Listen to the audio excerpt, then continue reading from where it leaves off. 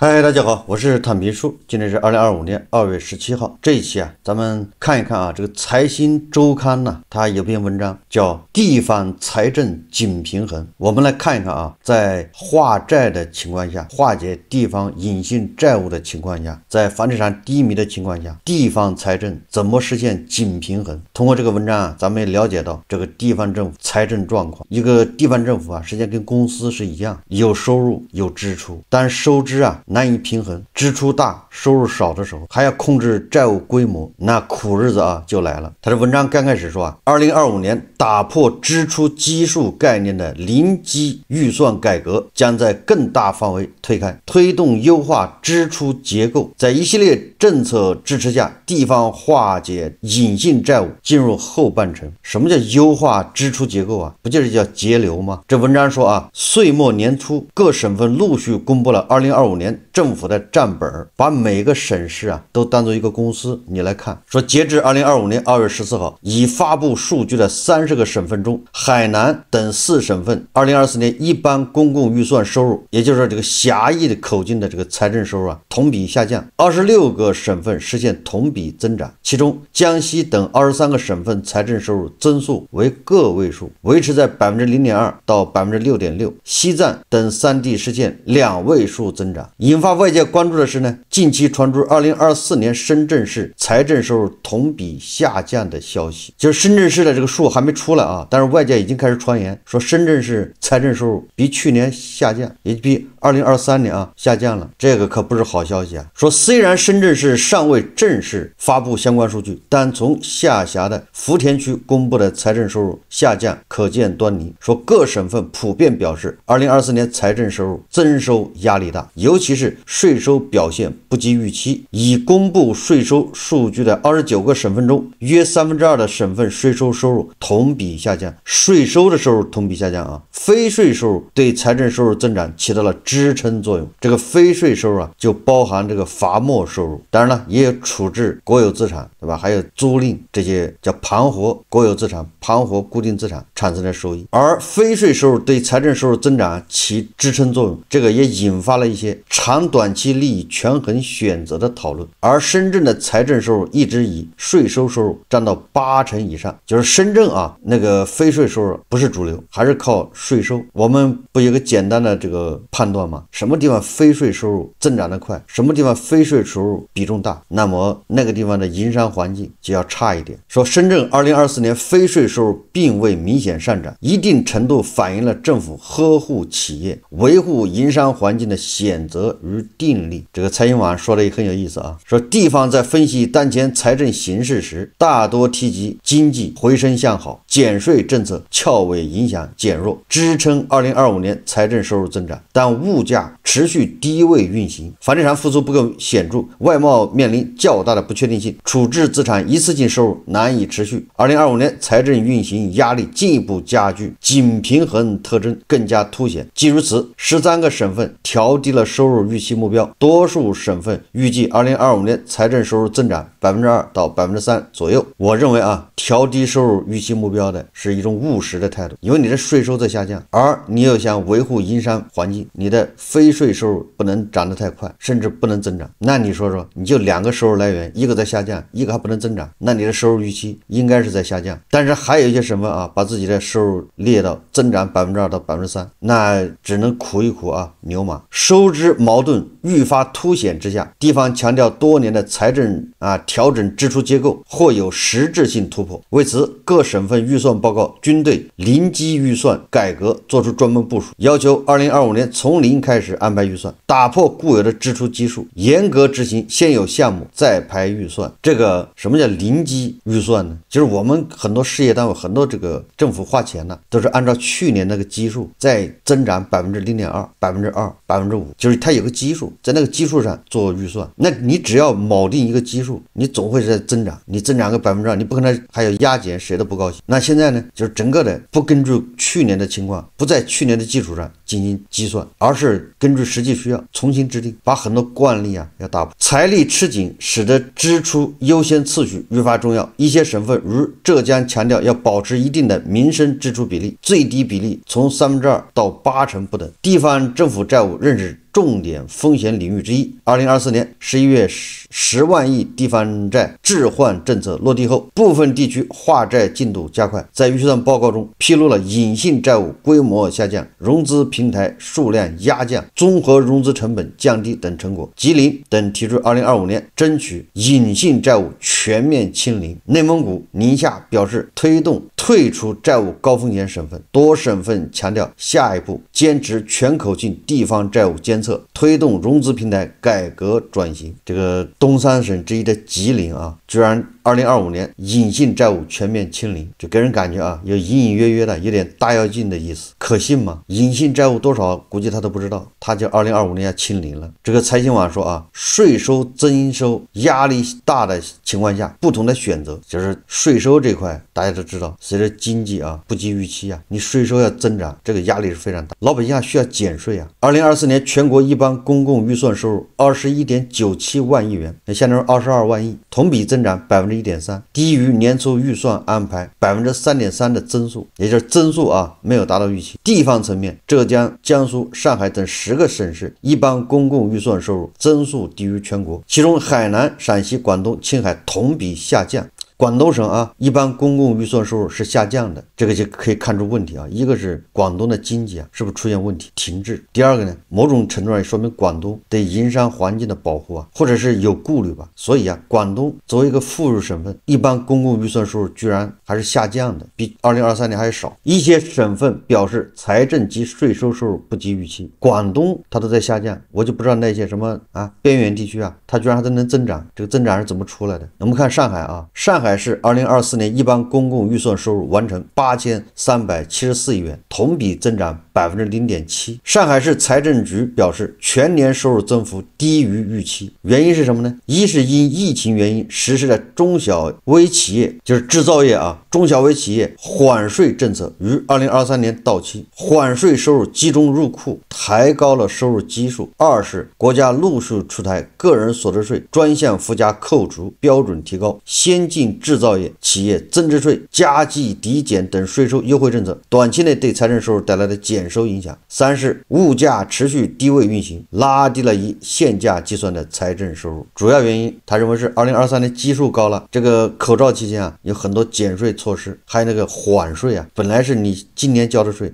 容许你明年交，结果口罩一结束，那些缓交的税啊都要交了，都交到2023年了，所以2023年基数就大了。这样一比，2024年增速就不及预期。还有一个什么呢？物价低位运行，拉低了以现价计算的财政收入。这个财政收入啊，以现价计算，价格低迷对资源型省份财政收入影响更明显，预算执行波动更大。山西省2024年预算安排的全年一般公共预算收入原本为3607亿元，由于全省经济持续恢复稳定，煤炭等大宗商品价格波动，中央转移支付、补助、支持等因素叠加影响，部分市县在年中调整了收支预算，全省财政收入调整为3360亿元，最终山西省完成收入3541亿元，超出调整后的预算，比上年增长1.8%，其中税收收入下降10%。山西省财政厅称啊，税收收入不达预期，主要受煤炭销量下降和价格回落因素。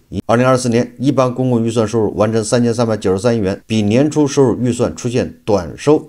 陕西省财政厅啊解释啊，说主要是受市场需求不足、煤炭价格低位运行等不利因素影响，增值税、企业所得税、个人所得税、资源税等主体税收下降较多。深圳市啊作为计划单列市，2024年财政收入罕见出现下降，引发关注。说虽然深圳迄今为止尚未正式公布其2024年数据，但这一消息并非空穴来风。深圳下辖的盐田区财政局在2024年工作总结中披露，当年深圳全市一般公共预算收入增速为4.8%，是负的4.8%，也就是福田区盐田区总之财政收入是下降将近5%。据财新统计除了尚未公开数据的宝安区，深圳下辖经济体量较大的福田区、南山区、龙岗区在2024年财政收入均出现下降。与很多地方靠非税收入显著增加来弥补税收缺口的做法不同，深圳市财政收入中非税收入占比较低，这也是北京、上海等经济发达地区的共同特征。从已公开数据部分行政区域情况看，深圳2024年在税收承压的情况下，非税收入并未明显上涨，部分区甚至大幅下降。例如福田区2024年财政收入总体下降 6.6%， 其中税收下降 5%， 非税收入大幅下降 20.6%。 也就是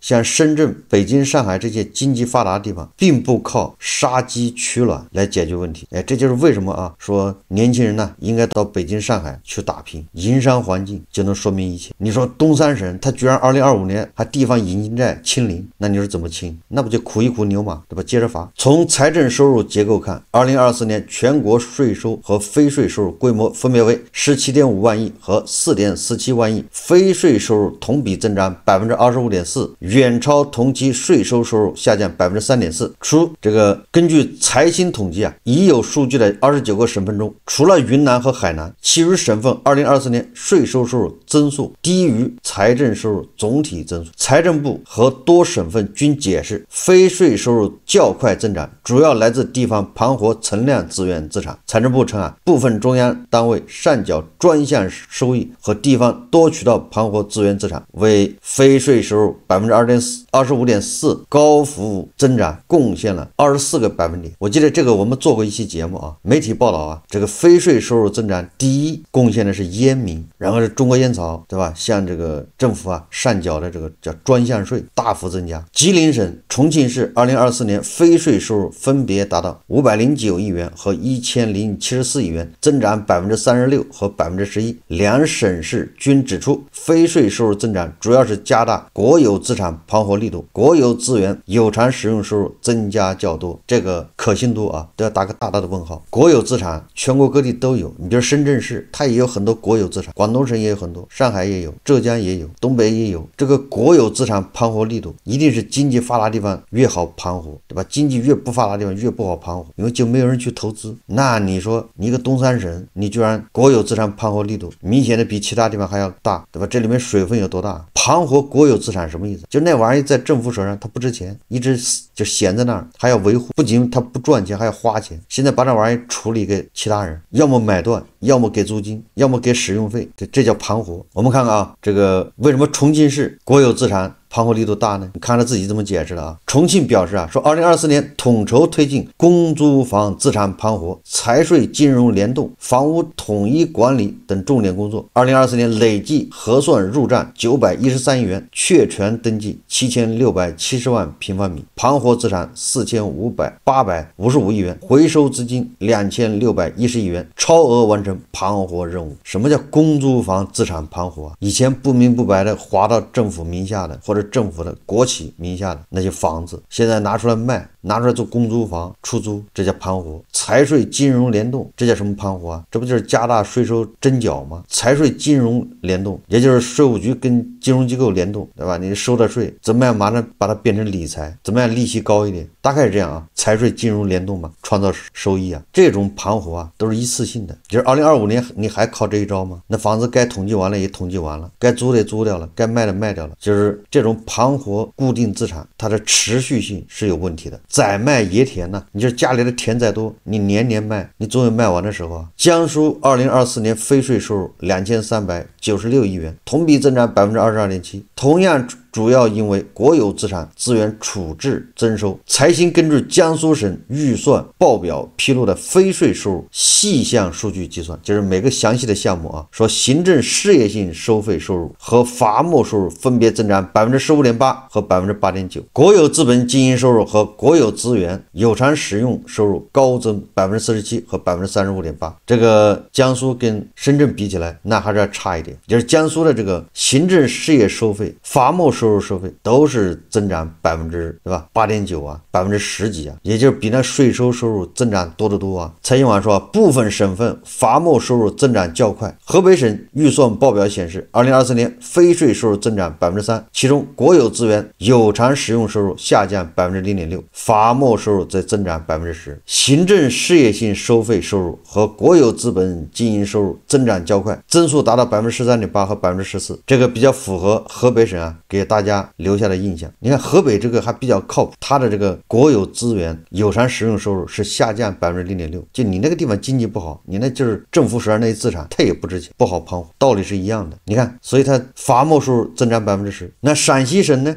？2024年非税收入增长4.9%，其中公检法以及纪检监察部门涉案罚没收入较多，推动罚没收入高增29%。国有资源资产有偿使用收入则在2023年高基数上下降了21.6%。在一般公共预算之外，纳入政府性基金预算的国有土地使用权出让收入，也就是咱们说土地财政啊，也是地方财力的重要来源。由于房地产市场尚未完全企稳回升，各省份2024年土地出让金表现仍然偏弱。据财新统计已发布数据的30个省份中，21个省份当年土地出让收入同比下降，其中湖南、浙江等降幅达2位数，天津、云南、黑龙江、辽宁土地出让收入2位数增长。近年来，财政收入矛盾持续加剧，各地开始频繁提及财政紧平衡压力。江苏省财政厅预计2025年财政运行压力超出上年，说尽管经济持续回升向好的大趋势不会变，但制约因素仍然很多，包括 PPI 持续负增长，严重影响重点行业企业纳税能力，继续制约主体税种收入增长。非税收入此前大幅增长，多为一次性收入，不确定性较大，进一步挖潜空间有限。房地产市场深度调整尚未见底，外贸仍面临较大不确定性，也增加了减收压力。支出方面，稳增长、促发展、保民生、防风险等重点领域支出需求仍然较大，养老、教育、卫生健康等基本民生领域需要继续加强保障，为兜底基层3保底线，推动区域协调发展。转移支付还需要保持一定力度。你看啊，这个为什么说这个政府啊，你把它当个公司来看，支出是刚性的，它的支出是什么？你看要保证稳增长、促发展、保民生、防风险，这些钱该花的你一分都不能少。就像讲的，一个公司你有那么多人，你要工资要发，社保要交，你公司的各项费用，对吧？电费、房租，什么还残疾人保障基金，你各种莫名其妙的费用一个都不能少，都要交。但是你公司的收入呢，在逐年下降。那有的公司说我卖资产，对吧？我那儿还一套房，我拿来出租，有点收入，对吧？我那儿还一块地，我把它卖掉，回来钱，这也可以。但问题是这玩意儿你地卖掉了就没了。有的公司说我还有一套字画，还有古董，都是以前有钱的时候买的，现在把它卖掉，可以，这都是资产，这都叫盘活。你把它卖掉了不就没了吗？花掉了，你明年卖什么呢？没得卖。所以说啊，你把它当一个公司来看，你就发现它就难以为继，压力越来越大。怎么办呢？只有靠借款。那公司它没钱了，它可以给银行贷款呢，借款那就是发债，要么等着别的公司或者上级公司啊给他拨款。那上级公司的钱从哪儿来？从别的公司啊，它子公司它有31个子公司啊，有的子公司这不是利润稍微好点吗？也向上交吗？这叫转移支付。总公司它也得花钱呢，它也有刚性支出啊。所以说啊，这个压力是巨大。这不光是江苏省啊这么认为，福建省财政厅同样提及上述利弊因素，认为国内外环境变化带来的影响将持续向财政传导。2025年财政紧平衡特征更加明显，财政收支矛盾更加突出。根据这个中诚信国际研究院院长袁海霞等测算，与2024年预算目标相比，31个省份一般公共预算收入目标加权平均增速回落 1.5个百分点，24个省份下调目标，经济大省收入增长或较为承压。除了广东收入预期与上年持平，浙江、江苏等5个大省均下降。说各省份对土地出让收入预期也较为分化。财新网统计说30个已有数据的省份中，贵州等9个省份预计2025年政府性基金收入同比下降，山东、重庆与上年持平，黑龙江等19个省份为正增长。对政府性基金收入预期从下降 34.6% 到增长 91.2%不等，差距较大。那这个收入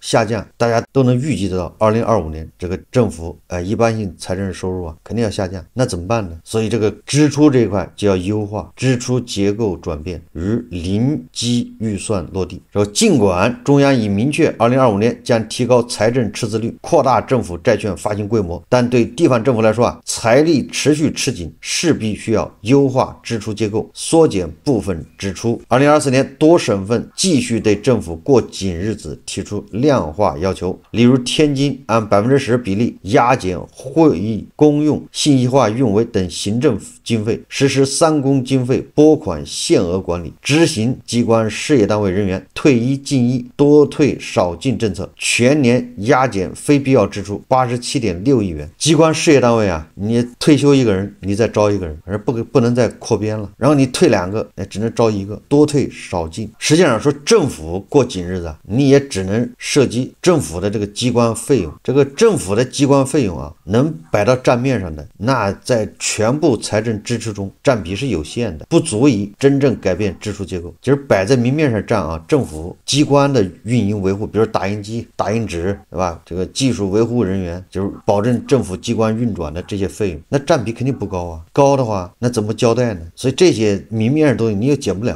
啊。真正占比大的是跑冒滴漏。根据四川省预算报告披露啊，2024年全省民生保障支出8828亿元，占一般公共预算支出66%，产业发展和基础设施建设支出2494亿元，占比18.5%，而行政成本支出2122亿元，占总支出的16%，也就是行政成本占比还不高，但是啊，不代表说这样挤不出水出来。对于下一步即2025年防范化解债务风险工作，多省份普遍强调健全完善全口径地方债务监测机制，将严禁新增隐性债务作为一条铁律，同时推动融资平台改革转型。从江苏等地预算报告表述看，全口径地方债务监测包括将各级政府机部门、事业单位、国有企业债务全部纳入统计监测范围。蔡英文说啊，不过要想根本上解决地方债务风险问题，需要逐步建立完善对地方政府的激励约束机制，进一步深化财税体制改革。山西、内蒙古、宁夏等多省份均表示关注改革任务，尤其是部分品目消费税征收环节后移改革、地方附加税改革。实际上没有那么复杂啊。我们看一看这个川建国和马斯克在这个美国搞的这个叫马斯克改革，叫马斯克变法。马斯克变法有很多因素，但是其中啊有个因素，我个人认为啊，是美国的这个美债啊，美国政府举债实际上无限扩大，对吧？我记得以前还是在30万亿，然后两党一顿这个斗争啊，慢慢的扩大到33万亿，现在36万亿，也就你看看，每隔几年就增加。对吧？从这个马斯克角度来看，你这么增加下去还了得啊？总有一天要崩掉。就是美债，就他没有，他那个上限不停的被突破。你想，他能突破的根本就是在去年的基数上，它要增长，哪怕是增长1%，那你说几年下来增长了多少？36万亿啊！这就导致啊，这个马斯克变法，那特朗普就是加税、关税，他就是负责收入，所以他跟加拿大干，跟墨西哥干，跟某些国家干，对吧？要加关税啊！你要加，我给你原样奉还，我给你再加回去，你不加我也给你加，总之你卖到美国的所有东西我再加税啊！这不就是特朗普要创收吗？完了之后他减少对国际上其他国家的这个援助的义务。你比如说援助乌克兰，他不想援助了，不仅不想援助，还把过去援助的钱他还要回来，你得想办法拿矿啊抵押来补偿，这不就特朗普就是创收啊？那马斯克呢叫节流，更多的是节流啊！把美国的各个部门一查完之后，然后他就在推特上直接公布说哪个部门有问题啊？你这个钱你莫名其妙付给了谁，对吧？资助了谁？所以要裁员，这个一个部门被端掉，有的部门砍掉一半，就是他们俩人干的事情。你想想，把它当个公司的话，就是在开源节流，就是想让那个美债不能涨得太快。那我们呢，对吧？这个地方债是一个道理。你现在还靠这些口号有什么用？不如学一学马斯克，对吧？现在越来越多的人削尖脑袋要进体制，要当公务员。只要这么多人啊，还削尖脑袋往里挤，那你就是篱笆扎得再牢，他得有办法突破，对吧？这个公务员的队伍是越来越庞大，